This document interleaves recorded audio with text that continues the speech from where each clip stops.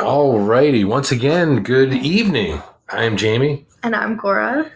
Today we're going to talk about the fourth Garfield special, the Garfield Halloween Adventure from 1985. Yes, it was October something. Yes, right? October 30th. Wow, it came out the day before Halloween. Look Devil's at that. Night. 1985, yes. This is the fourth one, and we were talking about it. It seems to be the best one so far, animation wise, like production wise. Yes. And I realized something watching it too. Like overall, like once you actually get into the story of Garfield and Odie, like going out for Halloween, it turns into like almost like a buddy comedy, like an Abbott and Costello meet Frankenstein, or Abbott and Costello meet like Dracula, or they meet the werewolf or whoever. Yeah. Like did you say Meet the Goonies? Yes. It was 1985. You're right. Yes. You're right. And it could have been One-Eyed Willie. We don't know. We have no idea. No. But the animation and the comedic timing and everything in this is like so. Their primetime Emmy for Best Animated Special is well deserved. Yes. It's crazy that the quality from this one to the last one, and they both won. Yes. Yeah. Yeah, because this one, the animation, it's so. And I realize that we're watching. Here's another quick plug to someone who's not paying us, but Tubi has all the Garfield specials and Garfield and Friends, and they're all remastered. So I understand that this is probably remastered, but so were the other ones that we watched. And they were still trash compared to how good this one even just looks. So 1985 must have been the year that everything turned around. It's probably the year they figured out what they wanted to do. Yeah. But what did bother me is the house in the beginning is not the same house that they walk out of. Yes. You did point out that the house in the beginning is not on the corner. It is not on the corner, and it's not yellow.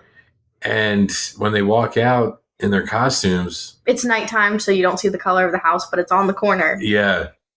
So a little continuity error there. But look how great. This is like the classic Garfield right here. Binky didn't change at all. No, and this is, I think, the first appearance of Binky in animated form. So you get to hear Binky's hey, kid. Yeah. Yes. For the very first time. Much louder, much more obnoxious. Yes. Binky, obviously voiced by Tom Hughes. Oh, really? Yeah. So John and Binky are the same voice. I think you said that in the second one, and I just didn't remember that. Yep. This just looks like the show. It does. Only like almost better, like a better quality version of the show. Because the show, it was so fast paced to get the episodes out. You know that, like, let's say if this is 24 frames per second, the show was probably like 12 and they just shot each frame twice. Like how they had to do Looney Tunes because of budget reasons. Yeah. Whereas this might be 24 frames. Like that's probably the only difference, but you're right.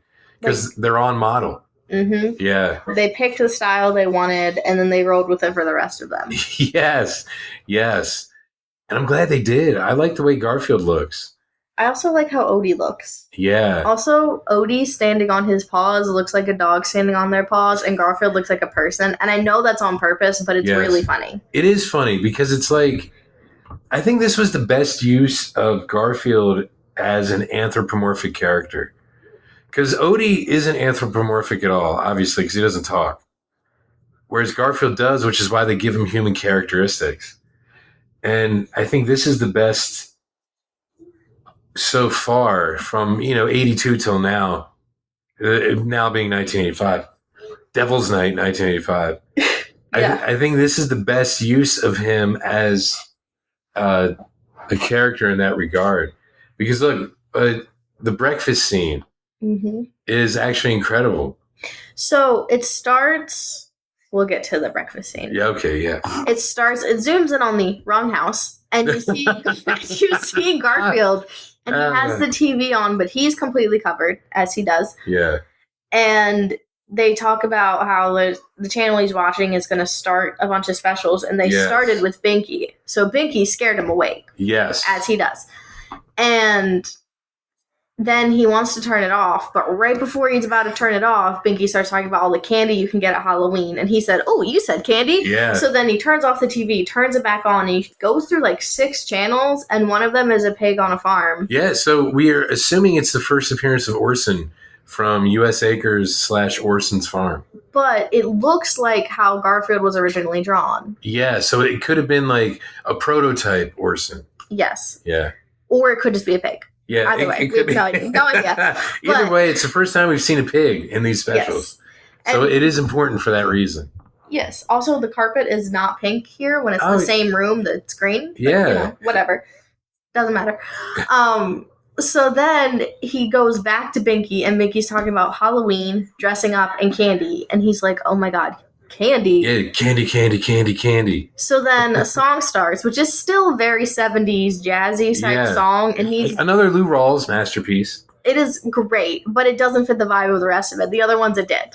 And this one, you find out that apparently Lou Rawls' singing is Garfield's singing voice. Yes. Because he is Milli Vanilli-ing the hell out of that song.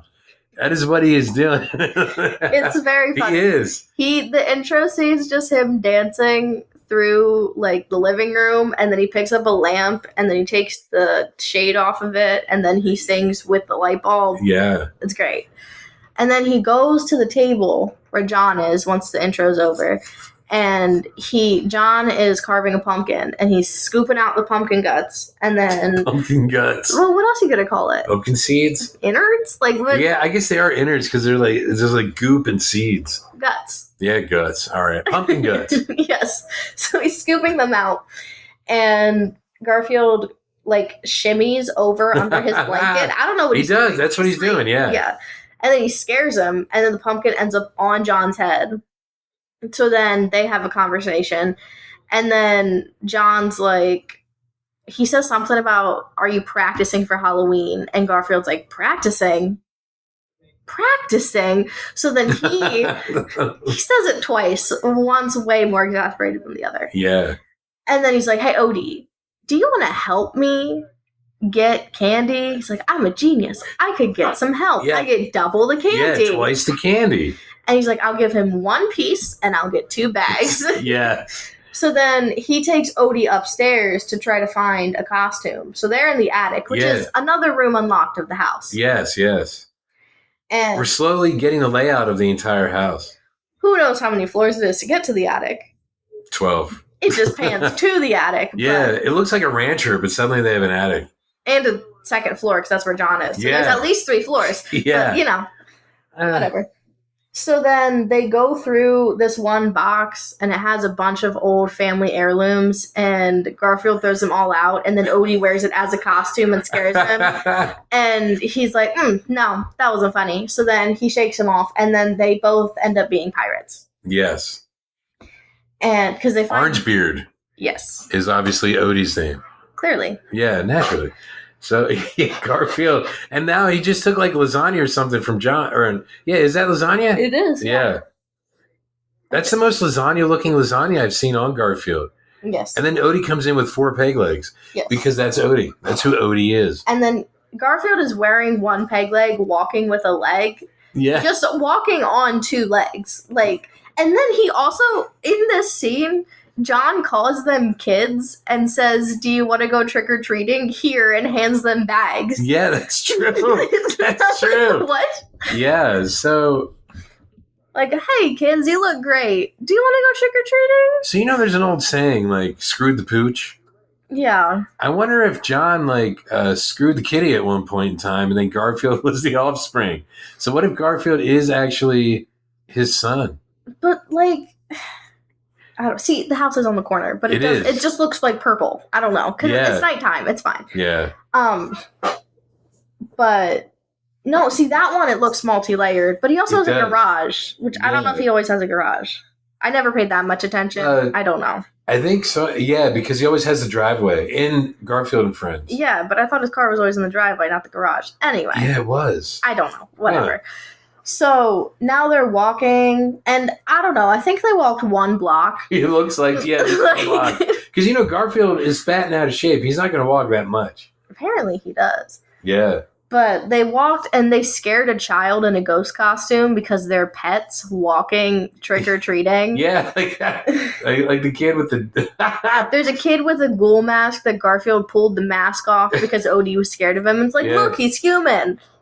And then there's a couple other people. There's a ghost, and when he takes the thing off, it's like Sasquatch's legs, so he just puts it back on and run, and then they run.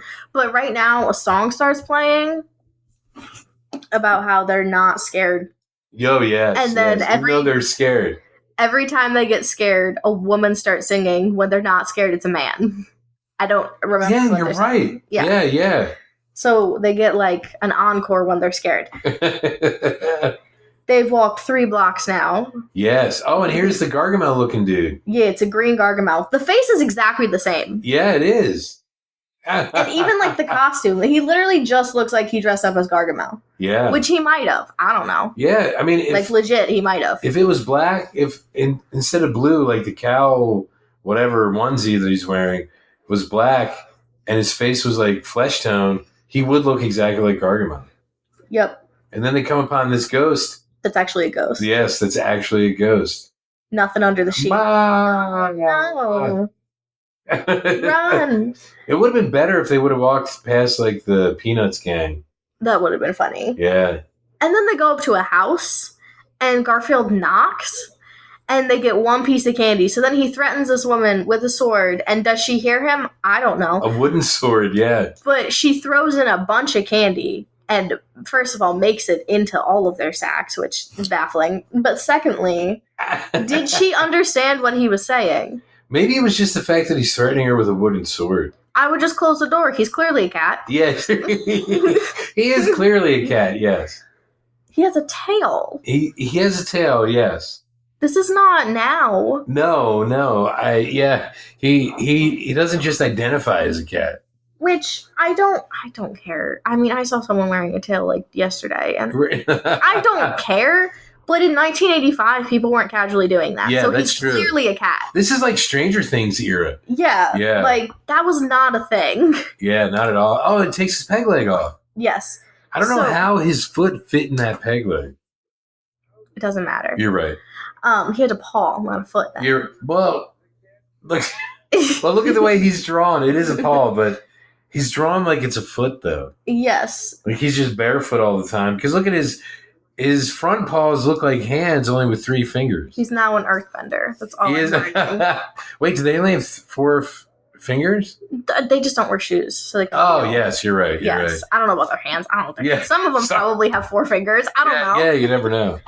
But, okay, so they get a bunch of candy. They get sacks full of candy. And now they're on a dock. Why they went to a dock, I have absolutely no idea. They don't say that. Yeah, they were just wandering, and I think they wandered upon it. And then they just kept walking. Yeah. And then they found a boat, and Garfield was like, ooh, if we cross the river, there's rich people across the way. We could get more candy. Yeah, and we're pirates, so let's go on a boat. Right, as if they're not animals. Yeah. So they go on this boat, and I was like, how are they moving? 3 seconds later, he says something about the current. He answered my question. Yes, yeah, because I'm sure everyone had that question, like, how are we going to explain them being propelled in this water? Well, because they're not using the oars. And then he asks Odie to use the oars, and he throws them out. Yeah. So now they're only in the current. In Odie's defense, he says, release the oars. He does, in fact. So Odie actually does what he asks. He does. And then they're on this lake, this river. I don't know. Yeah, I guess it must be a river that goes through town. Because I've never seen it in the town before, but... The river has never been mentioned, but also, like we said, John's probably agoraphobic. Yeah, he has to He does not go outside. I don't know. Especially after Lake Woebegone. Also, why did he not go with them? That's true. Because, they're unaccompanied minors at this point. Or they're not minors and they shouldn't be trick-or-treating. It's one of the two. Yeah, and both might be true at the same time. Right, in cat years he's elderly, but in human years he's 3. Yeah, It could just be both. Yeah, he's old enough to drink in cat years, but in human years he's still in diapers. That might be the case. And then they come upon this old dilapidated house on an island on a hill. Yeah, on a solitary island. Which is already creepy. And the island has a dock. Of course they don't go to the dock. They go to the grass next to the dock. Actually, the land. And they don't take their candy with them. Why would they? Naturally. And this might be the first time with the lightning strike on the island where Garfield looks at the camera, breaks the fourth wall, and says, "Nice touch." Yes, I think it's probably. I don't remember any other ones. Yeah, I don't either. And then they look inside. Okay, so there's a light on, quote unquote, because there's definitely no electricity, so it's clearly fire. Yeah. So they look, and there's a fire, and they're like, "Oh my god, a fire! It's gonna be warm because it's Halloween. It's probably freezing." Yeah. Depending on where John lives, I never thought about it, but I'm assuming because I think Jim Davis is from like Ohio or somewhere, right?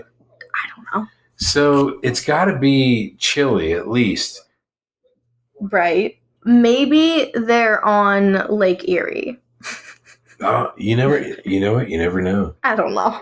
Yeah. Or what is one of the rivers that goes to Pittsburgh that goes to Ohio?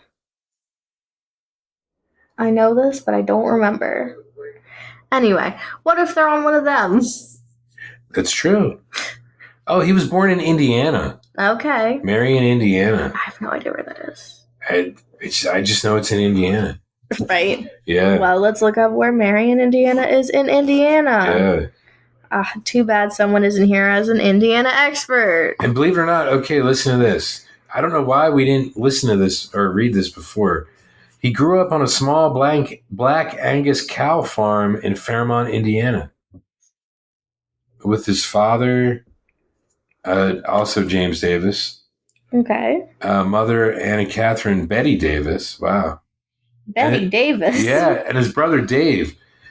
So Davis's childhood on a farm parallels the life of Garfield's owner John Arbuckle, who was also raised on a farm with his parents and a brother, Doc Boy, and is also a cartoonist whose birthday is on July 28th. Wait, is his birthday July 28th? That'd be cool. It is. Yeah. He just turned 80. I said that, I think, when we looked it up. Did. Yeah, I can't believe it. I'm sorry. It's only hitting me now because July 28th was last week. Mm-hmm. Wow. Okay, so Marion is like not in the middle of the state, but it's in the northern part, but it's like northern central. Okay. So it's probably river. Yeah. It is not close to anything. It is in between Fort Wayne and Indianapolis. Oh, wow. So it's probably farmland. One of his fellow students at Ball State University was named David Letterman. Oh. Yeah. Okay. That's interesting. And you know what? Everyone went to school together, apparently. Yeah. I don't know. That's all I'm learning. And it's cool that, like, you know, they're in the entertainment business, but in different aspects of it and stuff. All right. So, anyway, yes. So they follow this river, which is probably just a river that was in his hometown if he's living in the middle of nowhere. Yeah. And they go in this house, and there's a fire. Oh, an active fire, not a dying one. Yeah. And they're like, oh, yeah, this place must be abandoned. In spite of this fresh fire. It is not like it's embers. It is a full-blown fire. Yeah, yeah. And then they're like, oh, let's warm up. Not looking at the chair that's in front of the fire, because why would they? They have no survival instincts. Yes, yeah. So then there's this old man, and then they turn around and see him, they start scurrying and like probably meowing and screeching. Yeah. Would be my guess. Yeah. Because meow. they're screaming. So my guess is that's what's happening. Yeah, and then he told them to stop, you two. You're going to give an old man a heart attack. Yeah. And then he tells them a story. And the story is basically that 100 years ago on Halloween, pirates docked on the little island there. They docked on the island, which had the exact same house, not dilapidated. Yeah. And they buried their treasure under the house, which does not exactly make sense unless the house has a basement. Yeah. I guess it doesn't. It probably has a cellar. I don't know. Well, in the 1880s, it probably would have a cellar. Yeah, but I guess it depends on the land, right? Yeah. So maybe there was a basement, and then it's been 100 years. Yeah, that could be, yeah. And it just felt like something happened. I don't know. Anyway, so there's treasure buried under the house, and they said that 100 years from now, dead or alive, which of course are going to be dead, they're going to show up and take the treasure back. But the pirates were being chased by some people, and they had to hide it. Yeah. So it went under this house. And he said, I know, because I was a 10-year-old crew boy. Or whatever. Cabin boy. That's what he said. Yeah. 10-year-old cabin boy. So he's 110 years old. Yes. Okay. Cool. So he ends up stealing their boat. yeah, they're like, oh no, we need to get out of here. He stays long enough to tell them about the pirates. And then 11:55 hits and he dips. Yeah. So then you see the ghosts, and the ghosts are literally just highlights. Yeah. Like, they're just white colored pencil on the drawing. And that's incredible. Like how they're able to do it. Because this just looks so well put together. So Garfield and Odie are hiding in a cupboard. And now Odie ends up sneezing the cupboard open while these ghosts are getting the treasure.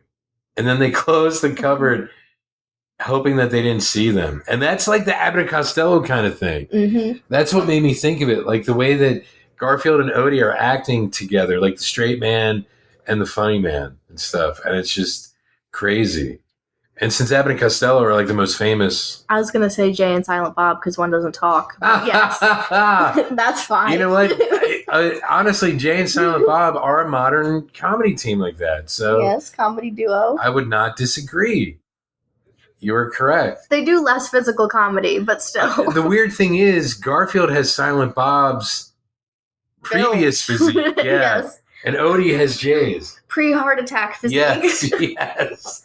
Yeah. So. And then they're being chased post-sneeze by the ghosts, and they run out the house, and they run onto the dock, and then part of the dock breaks, so then the ghosts get real close, and Garfield's like, oh my god, we have to jump, because they're both gone. And then he forgets he can't swim, so he starts to drown. So then Odie gets him. Somehow, okay, I don't know exactly how, but they end up back on the other side of the river, back to where they need to be, which is not where they started, because you couldn't see it from where they started, but anyway, It's fine. They made it. So now they're on just in a strip of woods. I don't know. Also, the old dude somehow had an oar. Like he was a gondolier when he left, because they had thrown the oars off. So he had it on the dock or something. I don't know. Yeah, it could be.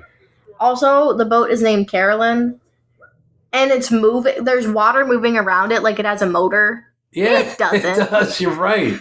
And no one's moving it. It's not like there's anything in it moving. Yeah. So they found the boat docked, and they found their candy, which they had originally left on the boat. The old man just wanted out. He didn't take any candy. Yeah, he's like, I'm out. I don't need candy. I gotta watch my blood sugar. So now they're home with the blue walls and the pink carpet to match his pink bed and blue blanket. And the pink curtains. Mm-hmm. Somehow, at some point, the carpet turned green, and I thought it was the same room. They might have been in a different room. Yeah. That could be why. Yeah, that could have been, yeah. But I thought it was a living room. But then Garfield gives Odie the bag of candy. That he gave him a whole bag, not just a piece, because he saved his life. He is eternally grateful. And Odie licks him, and he's like, yeah, I love you too. Get out of here. He's like, you need to leave. We need to pretend this didn't happen.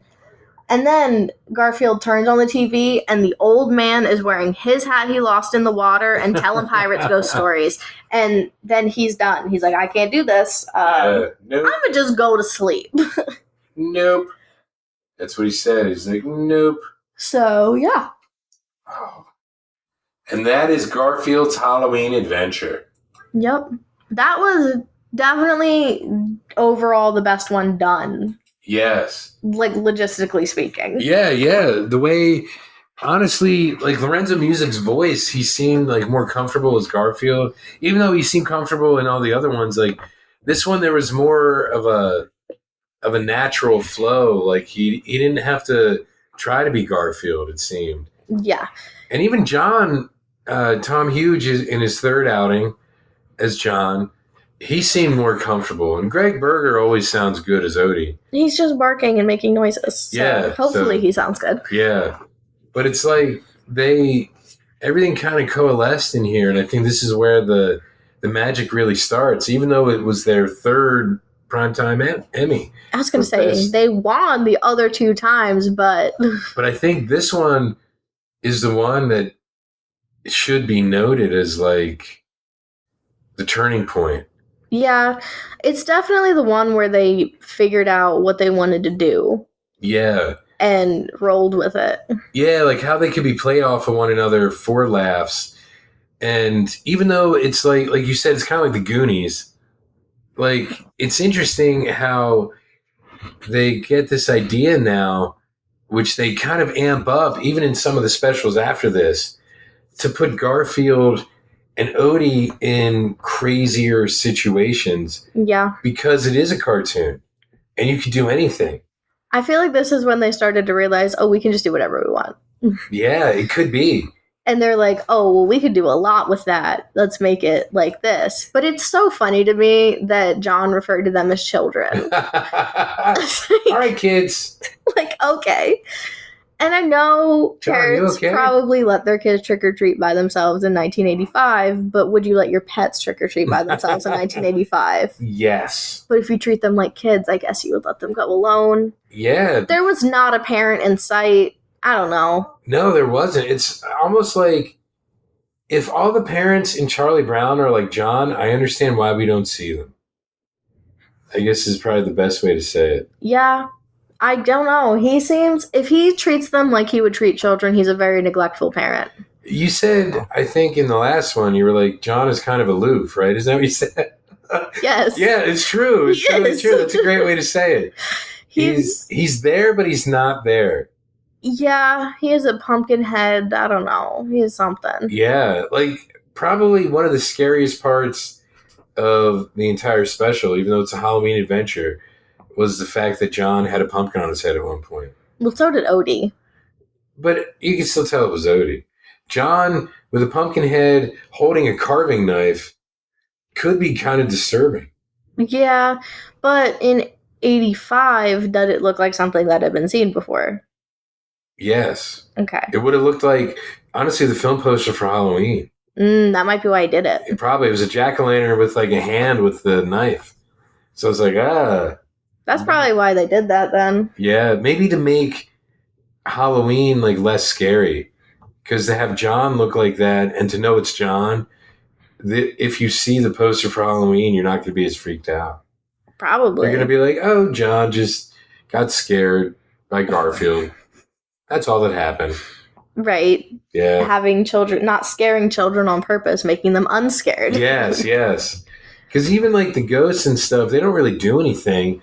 Although I find it interesting that the ghosts couldn't or decided not to like cross the water. Because I guess like spirits and entities aren't allowed in the lore to cross running water.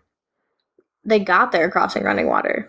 That's the irony. But they were on a ghost boat. They didn't do it themselves because they didn't have the boat when Garfield and Odie were there. Also, they were following the current. So maybe they could just say that they were pushed that way, which wouldn't make any sense if they're not physically there. But, whatever. Yeah, and Ghost Boat would be a great name for a show. I just created a great show. Ghost Boat. Also, they, force lifted this treasure chest out of the basement and then the floor fixed itself. Yeah. So I can't tell if it was actually there or not. Yeah, that's a good call because the damage should be there, or they should have just lifted it. Like their combined ectoplasmic energy should have been able to just have it go through the floorboards without busting the floorboards. They should have been able to Casper it. I don't know. Yeah, exactly. Exactly. And this came out a year after Ghostbusters also. Yes. So that would also explain the so it's kind of a mix of Goonies and Ghostbusters. Mm-hmm. Throw in a little bit of Halloween because horror movies started to get popular. Yeah. Because it's only a few years after. It would have been after Halloween 3, the worst one. The Witches one? Yeah, the one. The Hour of the Witch or something. Season of the Witch. That's what it is. That's what it is. Yes. Something. Yeah, where it's about the Halloween masks. Yeah, I don't. Oh. I never watched it. I've only heard bad things. It's kind of terrible, but there's a fan theory that it's the company that made. I guess they say the mask that Michael Myers uses, but the mask he uses is a William Shatner Captain Kirk mask from the 1970s. Okay. So if you watch it, you're like, oh, they just kind of did stuff to it, so it didn't look as much like Captain Kirk. Right. But it's actually a William Shatner mask, is what the mask Michael Myers uses. That makes it so much worse, actually. Yeah, kind of even creepier. Okay. Yeah. Interesting. Well, the Pumpkinhead definitely is less creepy than that. Yes, it is. Because that's the... Hold on, I'm going to look up real quick the poster for Halloween for you. Because you'll see what I mean. Because that was 78. I forgot that came out in the 70s. That actually makes a whole lot of sense. Yeah. Oh, yes, I have seen that. Yeah, okay. Yeah, because that's a really famous poster. Okay. I'm reading something. Yeah, what are you reading? It says, writer Jim Davis stated he intended the special to begin on a familiar tone, then go somewhere that would at least scare 4-year-olds. Okay. Okay. For the part of the old man, C. Lindsay Workman was cast, having previously voiced Garfield's grandfather in Garfield on the Town. Oh, okay. So that's who the old guy was. It was the voice of his grandfather. Yeah. Who was fat shaming him and on the town. Yep. For the musical score, Desiree Goyette was back. She's great. Yeah, she is. Love her. Didn't realize I did because I didn't know who she was, but yes. Lorenzo Music sang a lot, and you could tell. Yes. And you know what? Lorenzo Music... I like his voice. I do too. And I don't know if it's because every time I hear his voice, I just hear Garfield. But... Maybe. Because, you know, that's how... When I first heard his voice, was as Garfield. A lot of people first heard Lorenzo Music as Carlton the Doorman in Rhoda. Okay. And there was even a Carlton the Doorman animated special in like 1980 before any of these Garfield specials aired. And it was the first time animated, I believe, that anyone saw Carlton the Doorman. So, yeah. Apparently, a lot of people liked it, but they were comparing. I'm reading the reception section of the Wikipedia page, by the way. Let me preface that. And a lot of people liked it, but they were comparing it to It's a Great Pumpkin. It's the Great Pumpkin, Charlie Brown. Yeah. Which is objectively supposed to be less scary. So if that's what they're also not the same.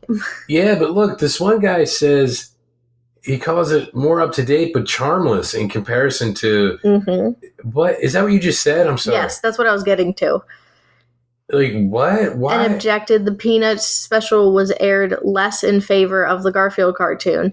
So he's saying that they aired Garfield more, and he didn't like that because he thought that it had no charm to it, which doesn't make any sense because I personally think that it has it. It's the first one where you actually see that same kind of charm from Here Comes Garfield, where Garfield risks his life to save Odie. Yeah, and you would never think he would do that based off of anything else. Yeah, no. And here you see their relationship as a comedy team flourishing. I mean, in the other one, the one we just watched, they literally have Garfield trying to hit Odie with cast iron skillet. Yeah. So. In the rough. Yeah. Yeah, you're right. The previous one, he is ready to bash Odie's brains in. Mm-hmm. And in this one, he's like, I can use Odie to get more stuff for myself. So actually, Garfield is like a capitalist. Yeah, he is capitalist at heart. And Odie would be like, what, a proletariat, a worker. Mm-hmm. So is this actually kind of about how capitalism works? Like you have the people who use the workers for their own ends, but realize in the end that they would be nothing without the worker. Wow, that's so deep. I don't know if that's what they're going for. No, probably not. But probably not. I mean, it is an interpretation that would make sense. Yeah, you could actually see that just because of how like Garfield realized he could put in less work but get twice the return. Interesting. When were the 1986 Emmy Awards? When were they? Yeah, because if the other one was Garfield in Paradise, it had to be after May. Probably because, like, well, that's a good question. That's a really good question. Here, okay, now I wonder if we'll be able to see this. 86, right? Yes. September 21st. There we go. Okay, that makes sense. Because earlier when we were looking, it's like, well, that doesn't make any sense. But if it's September 21st and the only 2 animated specials were both Garfield. Yeah, Garfield was going to win either way. Yes. It was kind of rigged. What? This is the only time you could say it was actually rigged, because either way, these guys, they were... It's literally the same people. Yeah. They lost for Garfield in Paradise, but they won for Garfield's Adventure, and it's the same 3 guys. Yep. Wow. And then the next year, it's Garfield and Kathy. Mm-hmm. Wow. Oh, Claymation Christmas. That's a good one. And then the next year, Garfield's also there, though, because he has the Christmas special. I never knew that Babes and Bullets won the Emmy. Mm-hmm. That is definitely well-deserved. For sure. I don't think I've seen anything except for 9 Lives, but, well, I've seen Madeline, but I didn't see that one. Yeah. I don't think. And that's tough, because his 9 Lives is really good, because you see, like, Crazy Cat in there. Mm-hmm. You see a lot of stuff. And obviously, as you know, the book is the first time Babes and Bullets exists. I love how they have the book cover, too, as the cover. Which is weird, because... It is super weird, but I'm not complaining. I love that. Oh, look, it's because his 9 Lives is a 1984 anthology book. Mm-hmm. I didn't realize it came out in 84. I read that because I was looking at something. Because look, here's the Three Stooges ones, and because obviously that's Mo. That's definitely Mo's hair. Yeah.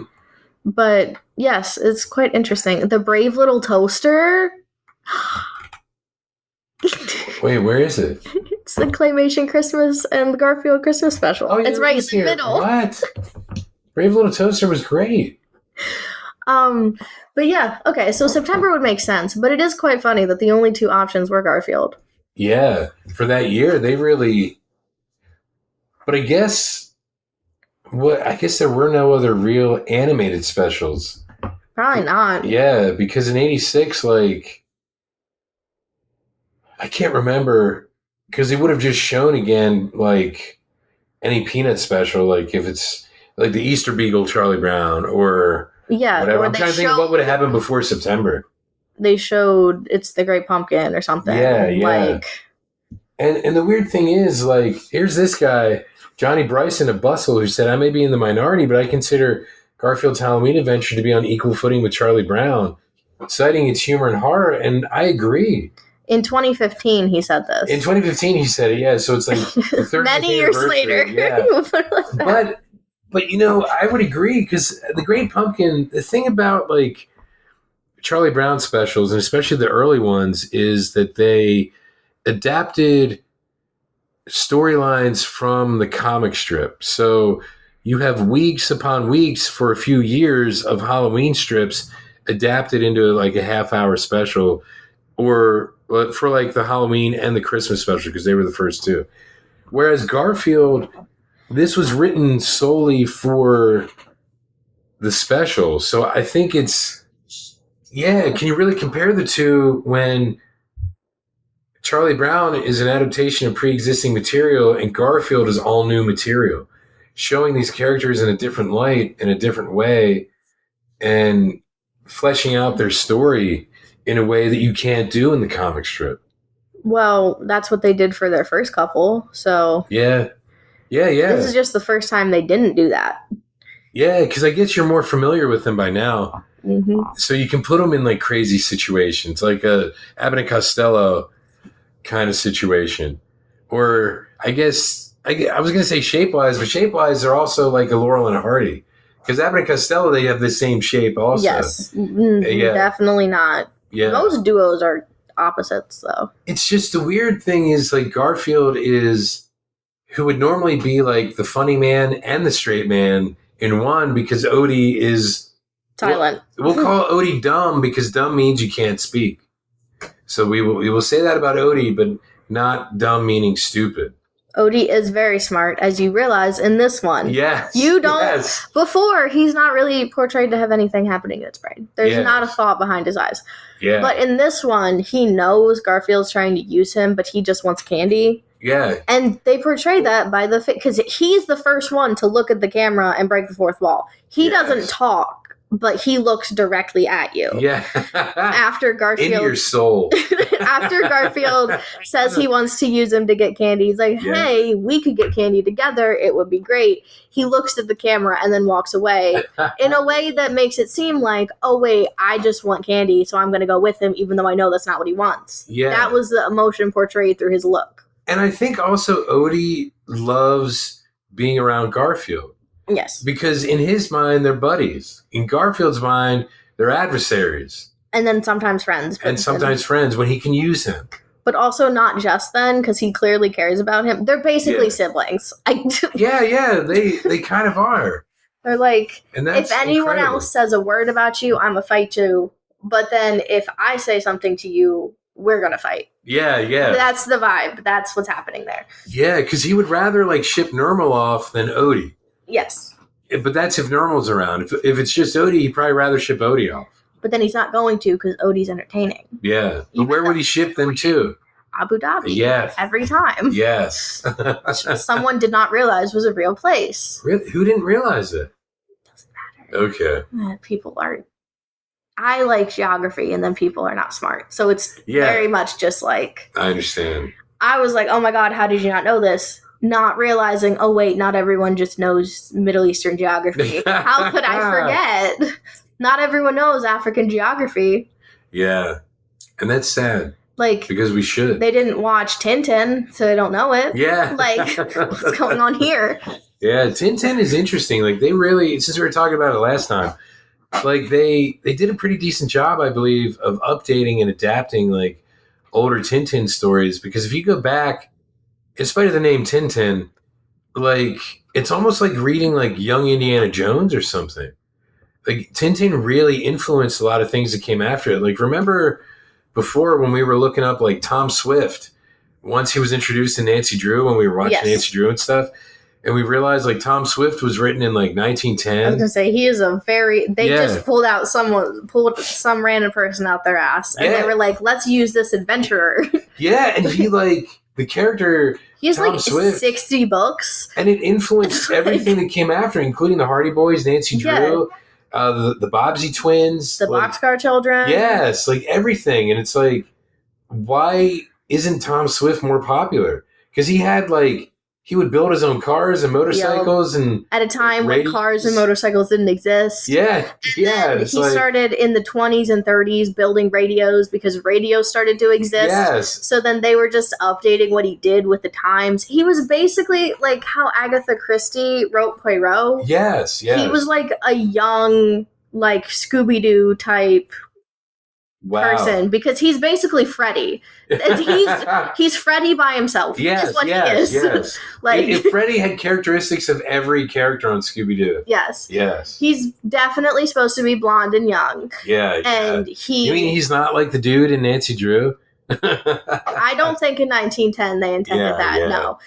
And I don't know, he's building his own everything. He's building his own traps, which is Fred's whole entire personality. Yeah. But he has everything else from everyone else. And they probably just dissected that and were like, ooh, that could be a good character. That could be a good character. Kind of how I think in I forget if it was just Dom and I or when we were talking about Fantastic Four, how the Fantastic Four or even the early X-Men are just some of Superman's powers separated. That might have just been a 78 or the Superman review. That might have been.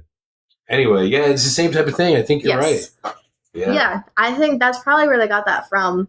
But yes, he had 60 or so books. He probably had more, and that's all the ones they could recover. Because if it started in 1910, they probably don't have all of them. Yeah, and they have... Usually, because it's the same guys who ended up doing Nancy Drew and the Hardy Boys and stuff. Mm-hmm. And I think even the Bobbsey twins and probably the Boxcar Children, the same publishing company. So you have Carolyn Keene writing Nancy Drew. That's not a real person. It's a ghost writer for each book. So I'm sure whoever wrote Tom Swift, once you get that formula, you just insert. Yeah. It's kind of like American Girl doll books are the same way. Yeah. It is based, even though everyone is supposed to be set in a different time period with different problems, it is the same basic storyline. Yeah. And you just insert the person and then historical facts. And that's it. And like you do that with all of them. Or the 39 Clues books. They have different people write them, but they're the same type of book every time. So they have the person's style with the same story, which is an interesting concept to have a different popular author write every single book. Yeah. But it's the same type of thing. It's a mystery book that a person who's not a mystery writer writes. Yeah. Like, it's... And like Harlequin romance novels. Or like even Choose Your Own Adventure, I'm sure. Those are fun. Yeah. But, you know, like there's a formula to it. So anyone who is adaptable to the formula can just write it. Or you change little things, and then those little things turn out good, and they're successful, so then you change that with it, and then it ends up being something completely different 20 years later. But at the time, you can see how it changed if you read them. I think about like Walter Gibson. He's the guy who wrote like the bulk of the Shadow stories from like 1930 to like 1953 or something. Long time, okay. And he wrote maybe like 300 Shadow books in that time under the name Maxwell Grant. And there might have been a few that someone else wrote, but he was like the sole writer for a lot of them. That's so many books. Yeah, it's crazy. But there was basically James Patterson. But there was a formula to it. So he had a formula that he would use to write them. So a lot of them might have been like the same type of situations. You just have different characters interacting with Lamont Cranston, the Shadow. Right. And then have the Shadow in there for some reason. So. Yeah. I mean, most of like Agatha Christie's books, not just Poirot, but they're the same type of thing. Even Sherlock Holmes. Yeah. Like, from watching the shows that adapt the stories, it's like most of the he and Watson. Well, yes, they go to the place, and then it ends up being the person you least expect, or a person who's not introduced until the very end, or something.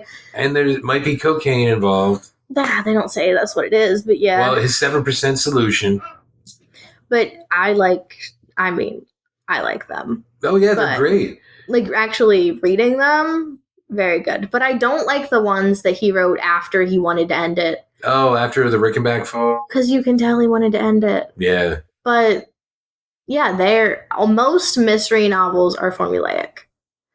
Most spy novels, the James Bond books are the same way. Oh, yeah. Because if you're going to write 70 books about one person, you need a formula. You're either going to go crazy coming up with ideas, or you're going to have to be like, okay, so this has to happen for them to come in, then we can change up who does this, and we can change up everything else, but this has to happen first. I think The Executioner, it's a series that started in the 70s. I think it's the same way. It's the same kind of formula. Don Pendleton was the writer. I don't know if that's a ghost name or not, but the Executioner, this might sound familiar. He was a Marine in Vietnam that came home, and then his family got caught in like a mob hit, and he survived. So he became a guy who hunts down like mobsters and people like that. Like Punisher? Yes. Okay. So I believe the Punisher who was created after the Executioner. I was going to say, he was in like the Middle East, but... Well, that's the more modern one. Yes. When he was created in 1973, it would have been Vietnam. Whatever war is currently happening. Yes. You insert modern war, but like... Yeah, because you're thinking of like probably Daredevil and the Tom Jane movie.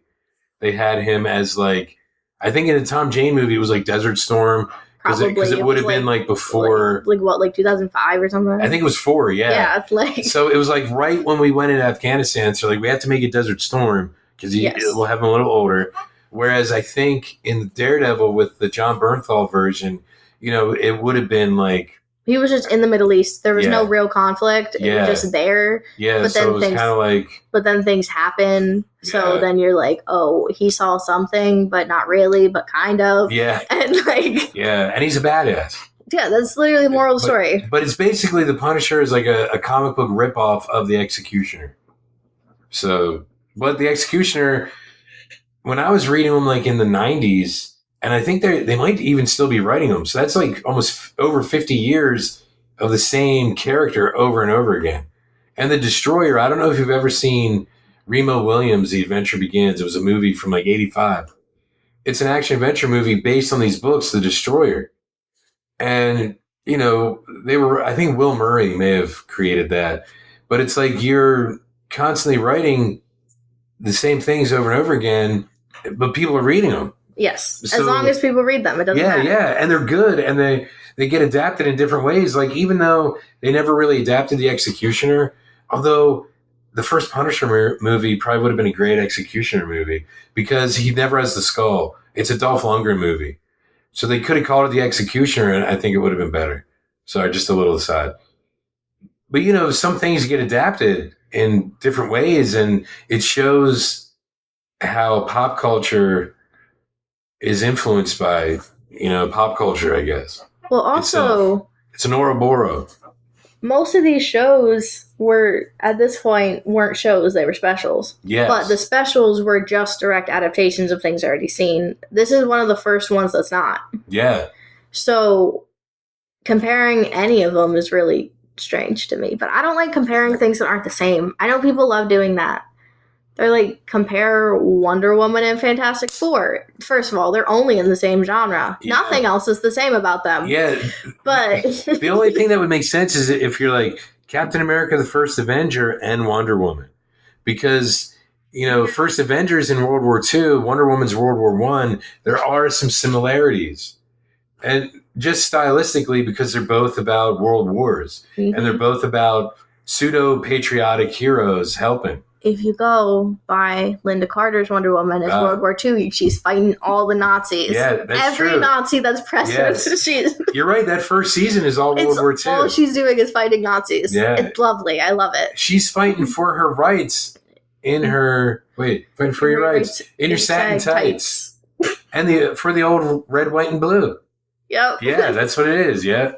And God, Steve Trevor is so stupid in that show. He's such a dingus. Like the crazy thing is, I think Wonder Woman the movie from 2017, I honestly believe Chris Pine as Steve Trevor was the best character. And I'm so upset at how great Chris Pine is as an actor because everything I see him in, he's incredible.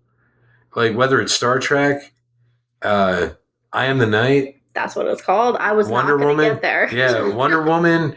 Or, I've seen him in other things. Like, Dom usually talks about Hell or High Water. I love that movie. Yeah. Yeah. And it's like, and the kid who plays his brother in that, even though he's not a kid, but the guy who plays his brother was in the Tom Jane Punisher movie. Okay. But, it's like Chris Pine is just such a great actor, and he puts, everything in everything he does. And I think it was Wonder Woman and I Am the Night, because I loved him in Star Trek. But seeing those two performances, it was like, man, he's incredible. He needs to be in more things. Yeah, but I think he's picky about his roles, and that's why he is good. He's not just going to take everything. He doesn't have a reason to take everything. He's like, look, I was in Princess Diaries 2. Best Princess Diaries. I'm so excited for the new Princess Diaries. Wait, there's a new Princess Diaries? It's coming out. I'm so excited. Are you kidding me? No. With Anne Hathaway? Yeah. Wait, I know they're doing a new Devil Wears Prada. Mm-hmm. And they're doing Princess Diaries? They're bringing back all of her 2004 movies. So, I know she's still alive because she does the narrating for Lady Whistledown. Julie Andrews? Yes. Is she going to be in it? Yeah. That's incredible. I'm so excited. Yeah. Legitimately, it's probably going to be terrible, and I'll be so disappointed if it's terrible. But like the new Freaky Friday movie, I'm excited about that too. Really? I just like Freaky Friday. But it looks terrible. I think it's going to be fun. I don't expect quality. Yeah. I think it's going to be fun. I think, and this is going to sound terrible, but I think Jamie Lee Curtis is, I don't want to say too old, but she's a little too mature to be acting so immature. You know what I mean? I could see it, what was it, 25 years ago or whenever the other one came out? I think it was also 2004, actually. Really? So, 31 or 21 years ago? Let me look, but I think that's when it came out. But see, her 21 years ago is different than her now. No, 2003. I was off by 1 year. Okay, so 22 years ago. Still, Jamie Lee Curtis 22 years ago is different than her now. Just Jamie Lee Curtis Halloween H2O back in 98 was different than Halloween 2018 when they were like redoing it and she was older. She was a different version of Laurie Strode than she was in 98, and that's different than she was in 78, you know? But I think what they're going to do is, obviously she's supposed to act like a teenager. Yeah. But they're going to have the teenage character act how she's supposed to act and then switch it. I think is how they're going to do it. Yeah, that's what it looked like in the trailer. Yeah, because that's how they... Oh, that's right. We saw it before Fantastic Four. Yeah. We saw it because me and Dom were both like, oh, I kind of want to see that. Really? Oh, my God. My God. And Chandler and I are like, ugh. Yes, that's exactly what happened.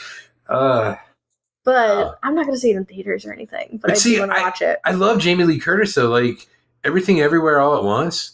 She should not have gotten the Oscar for that. She should not have. But that was more like a Lifetime Achievement thing, I think. Yeah, but they could have just given her a Lifetime Achievement and given someone... I know that they're like, oh my God, everyone else from the movie's winning. We want her to win. But she didn't deserve that. So you've seen that film? Yes. Incredible. She is my least favorite part of the movie. Mine too. Like that film, as if she wouldn't have fallen in love with Michelle Yeoh before that for like the 40 years that she was acting before that. She looks the same. Her hair is a different color, but everything else is the same. Like, how do you do that? But that film showed such range in her acting, and oh my God, the kid from Goonies and Temple of Doom. Data, I don't know his actual name. Yeah, the fact that we'll just call him Wayman because that was his name in the film. Wayman Wang. The fact that he hadn't really acted, he'd been doing like stunt stuff like he helped do the stunts for like X-Men and things like that back in like 2000 and other things. So the fact that he hadn't really done anything since 1985, the way that he was in that film was mind-blowing. Since the year this Garfield special came out. Yeah, that's right, because Goonies. Yes. Everything goes back to the Goonies. Well, there's pirate treasure, and they're hiding from pirate ghosts. It makes me think of the Goonies. and they're called kids, so... They're called kids when they're not really kids, but some of them are kids, but... It would have been funny if there was a goat, and I know there's not a goat, but that would have been goofy.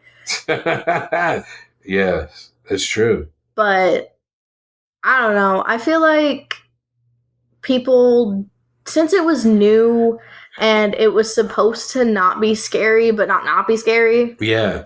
No.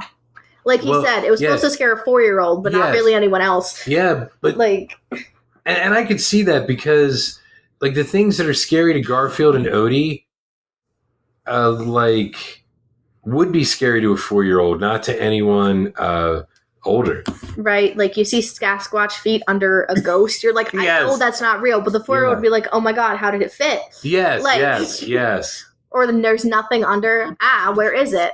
Yeah. Like it's probably a bat or something. Like you don't, or a bird or whatever. Yeah. Holding it up, but when you just lift up the thing, you don't see any feet. Oh my God, it's a ghost. 4-year-old.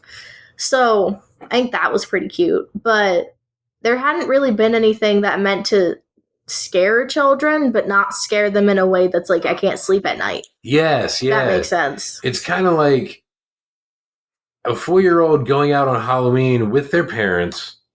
Has to be with their parents, so you're like 7. Yes. would kind of be like a little leery going out after seeing this if they see like anyone in like a sheet. Right? A sheet with holes. Yeah, a sheet with holes. And, you know, I do love that scene, just the way it's animated with the first kid with like the ghoul mask. When Garfield pulls it, shows that it's a kid and lets it slam back, and the kid stumbles back. Yes. For some reason, that amazes me. Well, because no one else did. Yeah, but like how well thought out that animation was. They also scared a kid when they were crossing the street at the street light. Yes. Or the lamp light. And then there's also no crosswalks. No. None. So these kids are all jaywalking, but whatever. And then, like, there was a kid dressed up as Binky also in that scene, and the Binky kid looked at them, went like this, and then kept walking. Here's the really weird part, and I hate to get a little serious. Because this was 1985, this would have been a few years after Adam Walsh was, like, kidnapped and murdered. So after, like, Code Adam started, and after parents started to, like, pay more attention to, like, having their kids be by themselves, And this special is showing kids out by themselves. Mm-hmm. So it's kind of like, what?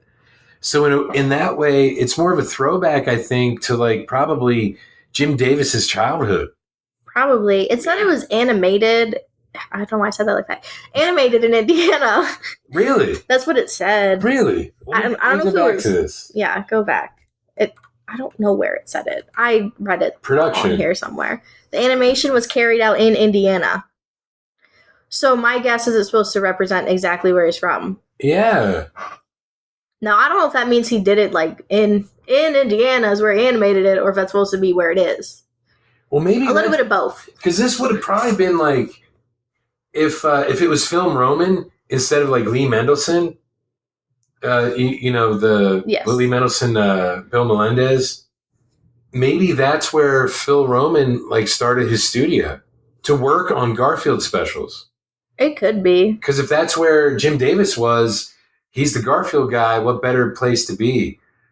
Because I'd seen things about like Jim Davis hiring like ghostwriters, ghost artists when he started working on these specials, and they would move to Indiana to work with him. So he probably moved to Indiana with him, but then if he moved there, my guess would be that would be what inspired most of the thing. Yeah. Because that's a really basic, like, he kind of looked like they're in swamp, which I don't think Indiana has swamps. Yeah. I don't think that they have muggy enough weather for that. Yeah. This is going to be about the state of Indiana. That's terrible. Horrible. I could just, ask. This is what I wanted to... Okay, Phil Roman. Let's just do a little bit of Phil Roman. Okay. And do Film Roman here. Oh, it's in Burbank, California. Okay. So The Simpsons, The Critic, King of the Hill, Family Guy, The Good. I know it's good, but I'm just going to read it as Good because there's an E. And believe it or not, The Good Family, I think that's another like Mike Judge thing. You can tell by the way the characters look. Because they look like King of the Hill or Beavis and Butthead. So, let's see. I just want to see... Since Melendez's own studio was unable to work on both Peanuts and Garfield specials, their aforementioned studio produced the first two, but due to Peanuts creator concerns about conflicting interests and allocating production priority, the production had to be moved. While Roman was leaving for his already established studio, he was offered the opportunity to produce the next Garfield primetime special, Garfield in the Rough. Yeah, so that would have been his first one. Okay. Mm-hmm. And then he won an Emmy. Yeah. And then... Formation, so... Excuse me. Oh, they commissioned the animated series in 1985, and that became Garfield and Friends. Okay. Which took 3 years to decide developing and producing the program before it eventually aired. Okay. And then it got the Saturday morning slot. Yeah. Huh. Okay. The Tracy Ullman Show. It had a 1-minute teaser cartoon short on there. Oh, wow. Oh, The Simpsons, yeah. Mm-hmm. Oh, took over the source production of... Oh, yeah, that's what I was saying in our last episode. Yeah. How it was originally Klasky Zupo and then Film Roman. Yeah. Started it. I think Klasky Zupo may have done like the first season also of The Simpsons. Okay. Yeah. Yeah. But, and that's weird. So maybe... so this special was probably done before they moved to Burbank. Probably. If they were in Indiana. I mean, from what it seemed like, because they were in Indiana, it could have just been that there was nothing else the studio was doing because they were just commissioned to do Garfield at the time. Yeah, so it's like, well, we can be wherever we need to be. Yeah. And they could have just rented out space because it's just guys sitting there drawing. Right, there's no computers or anything yet. Yeah, they're hand drawing everything, hand inking the cells, hand painting the cells, hand doing the backgrounds. Like, it would be easier to do it really anywhere that you have the space to set up your easels. You need the space and to all be together, and those are the only two things you need. Yeah, because even shooting the each scene, each cell with cameras, they could have done that in California. Just animated it all in Indiana and then shoot it all in California. that could have been what it was that they meant if they were set up in California, but they had nothing else going on. So he's like, oh, let's be near Jim Davis. Yeah, that way, we get his creative input as we're doing it, and blah, blah, blah, blah, blah. That makes sense. Wow. I don't know. You're right. I guess it is. I guess about an hour or so is the average of these. Apparently. Yeah. But yeah, I don't know. I thought that was interesting because I don't know. Everything I can think of before that, everything I was shown in school that didn't have a warning came out before this for Halloween. Well, what do you mean by warning? We watched Wallace and Gromit and they had to send out a consent form. Was it Curse of the Were-Rabbit? Yes. Okay. But it's Wallace and Gromit, though. There was still a consent form that had to be sent out, and literally everyone signed it, but they still had to do that. But, Nick Park, Wallace and Gromit is, some of the sweetest... Yes, but there's a werewolf, and it might scare 5th graders, so...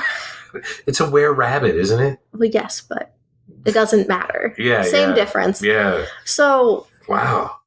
I don't know. I feel like after that, people decided, oh, we can do things that's not just to not scare kids. Yeah. There's a weird middle ground between completely terrifying someone and just having little elements that are kind of creepy. Yes, or kind of oh, that could be weird if that actually happened or whatever. And that is something that Charlie Brown definitely did not do.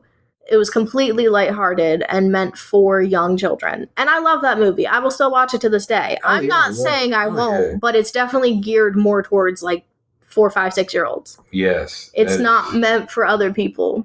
That is very true. We also watched that in school. We also watched this was when I was in high school, but we watched Witness and some other stuff. Oh, yeah. But that was relevant to the class I was taking. We also watched, what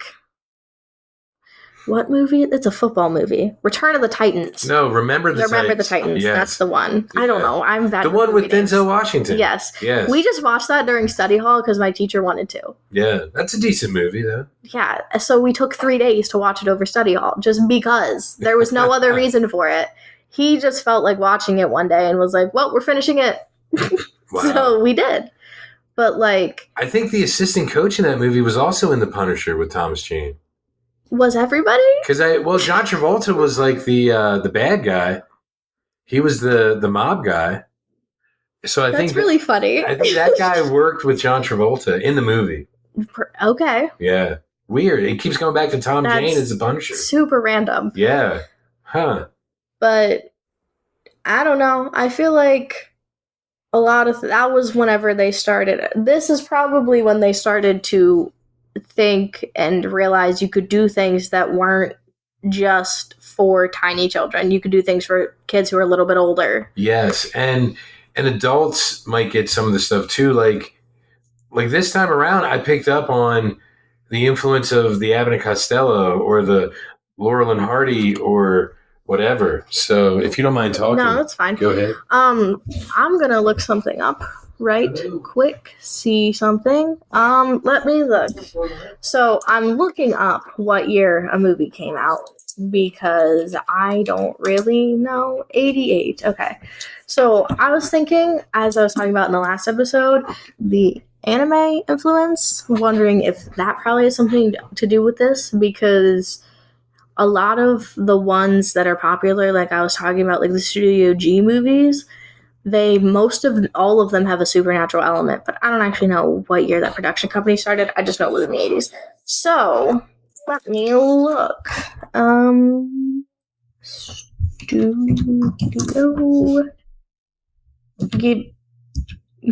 Ghibli. I spelled that wrong. That's fine. When did you start? 1985. Okay, so that is not correct. But it would be it's interesting they started at the same time, because this movie kind of gives off the same vibe as some of those movies. Because, like, which one is it? It's not Castle in the Sky. It is Howl's Moving Castle. Howl's Moving Castle, even though completely different genre, completely different movie, some of the things that happen kind of remind me of some things that happened in that movie. But if the company started in 85, then I guess that will not be the case. But I don't know. I think that it's interesting that the Garfield decided to be one of the first, because it's probably not the first, to venture out into making something for kids who are a little bit older and for like their parents to enjoy, or for parents to see like the pumpkin and the knife and be like, oh, that's Halloween, that's a fun reference, or something like that, because parents at the time didn't really care what their kids were watching. I've heard, I don't know, I'm clearly not that age, but I feel like whenever you start making content that's not exclusively for children or has references that other people understand, it's a good way to integrate it into a family culture and like have everybody enjoy it. So like the parents could watch it, just like how me and my dad just watched it, and we could pick up on different things and both enjoy it for different reasons, but we both enjoyed the same content. I think that that's the vibe that they're going for now, more than most production companies were at the time, because like, what is an 80s animated show? I watched some. What was it? I don't know. Most things were really just made for kids, like Charlie Brown and like, actually the original Garfields, really, they were also made just for kids, because I mean the animation style was not the smoothest to watch, and like the music was a lot like what the adults were listening to, but nothing else really. Yeah, I don't know. I think that would be interesting. Yeah. All right. But right on. Yeah. Bye. It's an interesting niche to get into. So I was saying, yes. I'm just kind of rambling, but I was talking about how I looked up when Studio Ghibli became a thing. It was 85, so that was incorrect. But I went on a tangent about that and was like, I'm going to look this up to see if I'm correct. I wasn't, and that's fine. Okay. But then, like, I said, this is the first one to really venture into the idea of content for both parents and kids. Yeah. That isn't how I said it, but I said, like, for that's actually really... That's a good way to put it, though. Because, you know, parents weren't really watching things that their kids watched. Yeah. And they kind of wanted... the vibe I'm getting is that they wanted parents to watch what their kids were watching. So they had little Easter eggs of, like, this is a Halloween poster. This is something you used to watch as a kid. Yeah, yeah. Like, this is the vibe. And then you could both enjoy it and enjoy two different things. And you're right, because the kids that would have grown up watching a Charlie Brown or It's a Great Pumpkin Charlie Brown would have been parents now. Mm-hmm. So it's like, yeah, it's almost like a passing of the torch. Like the next generation for their kids would be Garfield. They had Charlie Brown, and now Garfield is the next evolutionary step. Yeah. I mean, I watch both. Yeah. Well, yeah, but, like, but you know what I mean. Yes. And then, like, let's say like the 90s and even the 2000s, then, even though they're not like specials, you have shows that have like Halloween episodes or Treehouse of Horror from The Simpsons, for example, obviously amped up the Halloween part of it. They amped up the scary. Yes. But, yeah, I don't know. It was like they made it more for a whole family, because there was things that would scare a child, but then there was things that would be like, if you have like an 8-year-old and a 4-year-old, something would scare the 4-year-old. The 8-year-old could be like, "Oh, that wasn't scary," and then something else would happen, and they'd be like, "Oh, I don't know about that." Like, yeah, you might get the heebie-jeebies. Yes, if it was the 1920s, you might get the heebie-jeebies. I say that sometimes. Oh, okay.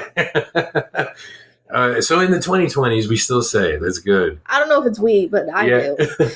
Well, you and I, because we're the even if we're the only ones saying it, it's still we. So yeah, that is interesting. That's a good point. Because once, like, the Treehouse of Horror kind of took over, let's say, that genre, like, I'm sure other shows have, like, special, like, holiday episodes. Because even, okay, this isn't animated, but if you look at, like, Community, actually, they had that one Christmas episode that was, like, stop-motion animation. Okay. It was incredible. And, but, you know, they have Halloween episodes, they have Christmas episodes, they have everything, because these writers and producers grew up like watching these. So Community is that one show that like threw everything that they grew up with into it. There's an episode that's like a G.I. Joe cartoon. That's cool. Yeah, it's amazing. Okay. And Community is probably one of the best shows ever because it throws in everything that someone who grew up in front of a TV would know. Excuse me, and be able to relate to, because not everything is relatable, which sounds crazy, but it's true.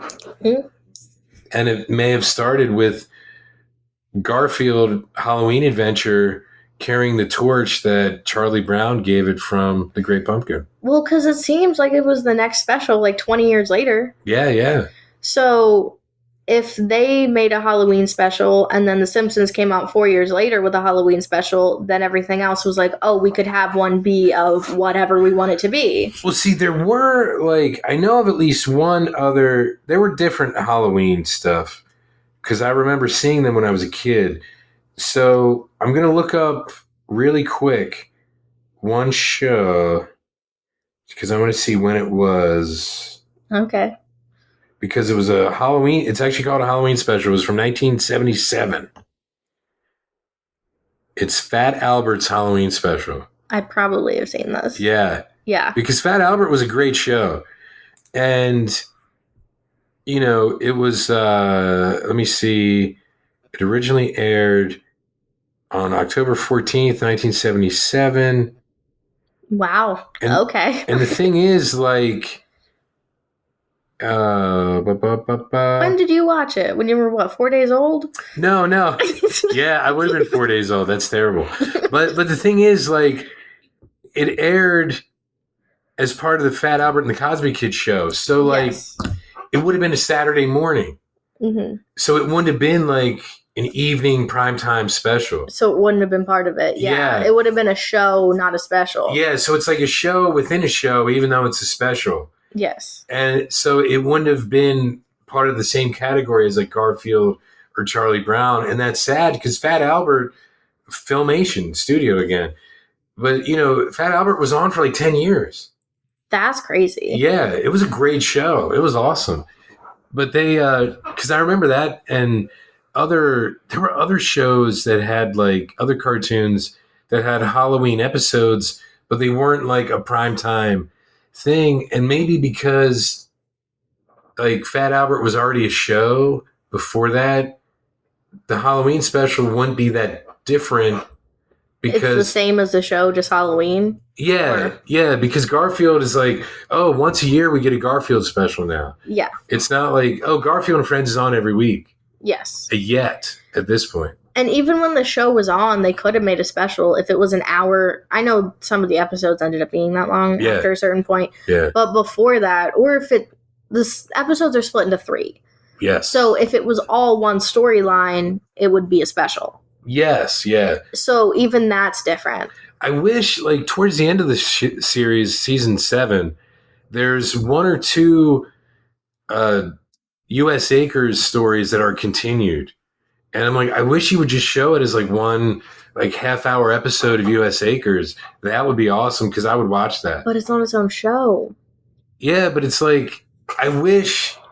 It's probably edited on YouTube together or something. Yeah, maybe. I would love to actually, see that. Does anyone care that much? I don't know. I think only we do. I was going to say, I don't know if people care that much, but that would be a cool thing to do. That would be. I would love to just see, like, every U.S. Acres in a row, because I love, like, Orson, Wade, Roy, Reminds Bo, me and of, Landon. Like, Booker and Sheldon. The Weasel. Yeah. Sheldon was so funny. He is. He's great. He's like the smartest one other than Orson. Mm-hmm. Yeah. But I like how they did mix things from the 60s and now. Well, not now, but like, and now then. Yeah. Because they had the thing of 2 different shows in one, but they didn't have 4 different shows as the middle. They only had 1. Yes. Because, like, Woody Woodpecker had the penguin and then something else. Yeah, Chili Willy. Yes, that. And Andy Panda. That's it. Yes. I wasn't going to remember any of these things. No, it's all right. Yes. That's why I'm here, because I'm an animation nerd. I've watched it, but clearly I've watched it because I can describe it, but I don't remember any of the names. And Woody Woodpecker was great. But yeah, you're right. They would mix like too many different things. Whereas like with Garfield, if Garfield, Orson's Farm / U.S. Acres, and then Garfield. So like, Rocky and Bullwinkle is the one I watched more, and the one that actually got me. Yeah. Because I love Fractured Fairy Tales. I have a Fractured Fairy Tales book. Yes. But they have the lumberjack guy in the woods. I don't remember his name. The ranger guy. Oh, you mean Dudley Do-Right? That's his name. Yeah, he was the Mountie. Yes, but he's the guy who looks like a ranger and a lumberjack. Put together. Yeah, because they made the movie and it was Brendan Fraser. Of course it was. Yeah. And isn't it always? And they made like George of the Jungle and it was Brendan Fraser. Yeah. And George of the Jungle was a cartoon done by J. Ward Studios. So even though it wasn't officially a part of like Rocky and Bullwinkle, it was still like the same people. And then there was another show in there too. I just can't remember what it was. Mr. Peabody and Sherman. Why is that the one I forgot? I don't know. That's my favorite one. That's the most upsetting one. That's the one I have the most of. Yes, that's the one. That's like the best. That's the best show. The only one people still know exists. Yeah, because they did that movie like 11 years ago or whatever. It was. Okay. So I watched that movie recently. Really? Yeah, because I don't remember who, a child I was watching wanted to watch it, and I was like 100% down for that. Oh, yeah. Honestly, that's one of the few remakes that's really good. I got so excited, and actually, since I don't remember, I'm just going to say I don't remember who it was. Okay. They were like, why are you so excited? I'm like, well, first of all, I've watched this movie before. But second... We saw this in the theater. I didn't say that. That would make them call me old. They call me old because iPads didn't exist when I was in kindergarten, as if they're not that old. Yeah. But now kids get iPads in kindergarten. So it's terrible. I got asked what if I had an iPad in kindergarten, and I said no, they didn't exist. And then my grandma said I didn't go to kindergarten because kindergarten didn't exist, so then she thinks she's ancient.